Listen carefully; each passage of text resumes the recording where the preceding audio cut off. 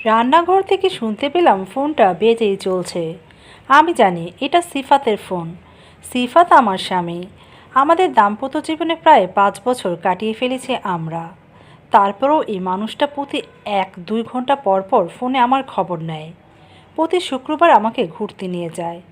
Office থেকে ফেরা পথে টুকটাক এটা সেটা নিয়ে আসে। এই 5 বছরও তার ভালোবাসা হয়তো এতটুকু কমেনি।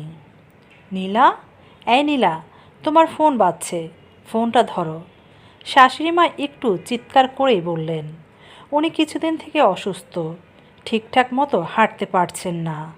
তা না হলে উনি নিজেই ফোন হাতে রান্নাঘরে উপস্থিত হতেন। ভদ্রমহিলা আমাকে মায়ের মতোই আগলে রেখেছেন। জন্মের পরে মায়ের চেহারা দেখিনি। আমাকে জন্ম দিতে গিয়ে মা মারা গিয়েছিলেন। আমার বয়স যখন 3 তখন বাবা আরেকটা বিয়ে করেন। সৎমা খারাপ ছিলেন না, কিন্তু মায়ের মতো তো আর কেউ হয় না। খাবার সময়ে খাবার দিতেন, স্কুলের সময় তাড়া দিতেন, ব্যাস এতটুকুই। কখনো বুকে জড়িয়ে আদর করেননি। আমি অবশ্য এতটুকুই সন্তুষ্ট ছিলাম। শ্বশুর বাড়িও 8-10টা মেয়ের শ্বশুর বাড়ির মতোই হবে সে চিন্তাই করেছিলাম। কিন্তু আমার শাশুড়ি মা হলেন একেবারে নিজের মায়ের মতোই। আমি রান্নাবান্না কিছুই জানতাম না, ঘরের কোনো কাজও তেমন একটা বুঝতাম না। উনি নিজে হাতে ধরে আমাকে অনেক কিছু শিখিয়েছেন। এমনকি মধ্যবিত্ত ফ্যামিলি থেকে এসেছে বলে কখনো খোঁটা দেননি। সিফাতের ফ্যামিলি উচ্চবিত্ত। অবশ্য আমাকে বিয়ে করিয়ে আনার আরও একটা কারণ আছে। সিফাত আগেও একটা বিয়ে করেছিল। তার স্ত্রী সায়ন্তী গর্ভবতী অবস্থায় মারা যায়। তবে সেটা ছিল সুইসাইড। এটা আমি জেনেছি অনেক পরে। নীলা, ফোনটা ধরলে না মা?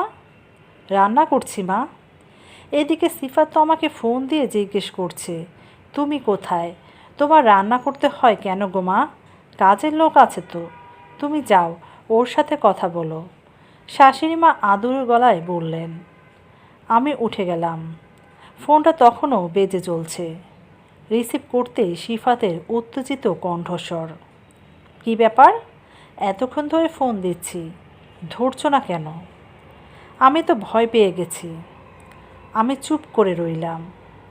আচ্ছা শোনো, তোমাকে বেশ কিছু অর্নামেন্টসের ছবি পাঠিয়েছি, দেখো তো কোনটা নেব তোমার জন্য।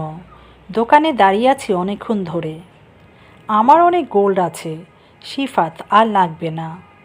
লাগবে না বললে হয় নাকি?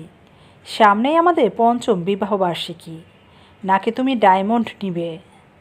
আমি সেরকম কিছু বলিনি সিফাত। আচ্ছা বাদ দাও, সন্ধ্যায় এসে তোমাকে নিয়ে না হয় বের হব, তারপর তোমার পছন্দে কিনব। আচ্ছা এখন রাখি। তাহলে ক্লান্ত স্বরে বললাম। দুপুরে কিছু খেতে ইচ্ছে করলো না। মা বারবার জোর করতেই থাকলেন, নয়তো সিফাত এসে চিৎকার চেঁচামেচি শুরু করবে। শেষে ননদ ঋতু আসলো। ভাবি, কিছু একটা খেয়ে নাও তো, নয়তো ভাইয়া আমাদের সাথে চিৎকার করবে। এ বাড়িতে সবাই সিফাতের কথায় উঠে বসে। জানি না ওরা আমার প্রতি যে ভালোবাসা দেখায় সেটা সত্যি সত্যি নাকি সিফাতের ভয়ে। সে যাই হোক, শাশুড়ি ননদের কোনো ঝামেলা আমাকে কখনো পোহাতে হয় নাই, অন্য 10টা মেয়ের মতো। মাথাটা ধরেছে ঋতু, কিছু খেতে ইচ্ছে করছে না। তোমাকে চা করে দিব? না, দরকার নেই। দরকার নেই বললে হবে? আমি বরং আদা দিয়ে চা করে নিয়ে আসছি, তারপরে দেখো একটু ভালো লাগলে না হয় খেয়ে নেবে। ঋতু চলে গেল। দরজার আড়াল থেকে ইভান উঁকি দিয়ে আমাকে দেখছিল। ঋতু যাওয়ার সঙ্গে সঙ্গে সেও ঋতুর পায়ে পায়ে চলে গেল। আমার পেট থেকে জন্ম নেওয়া সন্তান খুব একটা আমার কাছে ঘেরে না। কি অদ্ভুত! বিকেল গড়িয়ে সন্ধ্যা নেমেছে। আমি ছাদের উপর দাঁড়িয়ে আছি। কেমন অদ্ভুত মায়ায় জড়ানো পরিবেশ। নিচে শব্দ শুনে চেয়ে দেখলাম সিফাতের গাড়ি এসে দাঁড়িয়েছে। আমি জানি সেই হৈ হৈ করে ঘরে ঢুকবে। আমার জন্য আর ইভানের জন্য কিছু না কিছু অবশ্যই নিয়ে আসবে। একটু পরেই আমার ডাক পড়বে। ঋতু খানিকটা ঈর্ষা, খানিকটা দীর্ঘশ্বাস নিয়ে আমায় ডাকতে এসে বলবে, ভাইয়া তোমাকে কি পরিমাণ ভালোবাসে তুমি জানো না ভাবি? কেউ চেয়েও পায় না, কেউ পেয়েও সন্তুষ্ট হয় না। আসলে সবার কপালে সব সয় না। ইস, আমি যদি এমন একটা সংসার পেতাম। ঋতুর ডিভোর্স হয়ে গেছে বছরখানেক আগে, তবু আমার মনে হয় ও আমার চেয়ে অনেক বেশি সৌভাগ্যবতী। অন্তত ওর স্বামী বিয়ের পরে হানিমুনে গিয়ে বন্ধুর সাথে স্ত্রীকে রাত কাটাতে বলেনি। মনে পড়ে গেল বিষাক্ত সেই 7 দিনের কথা। কি নরক যন্ত্রণা, অসহ্য সেই সব দিন।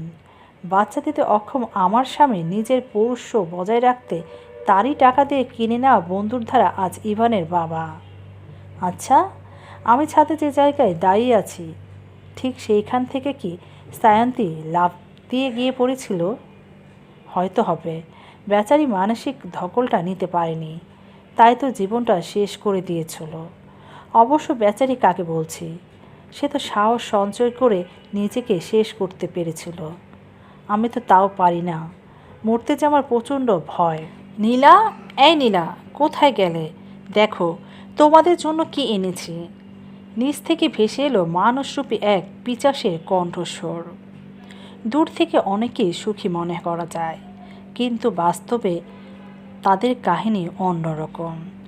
গল্পটি ভালো লাগলে অবশ্যই চ্যানেলটিকে সাবস্ক্রাইব করবেন, লাইক কমেন্ট শেয়ার করে পাশে থাকবেন।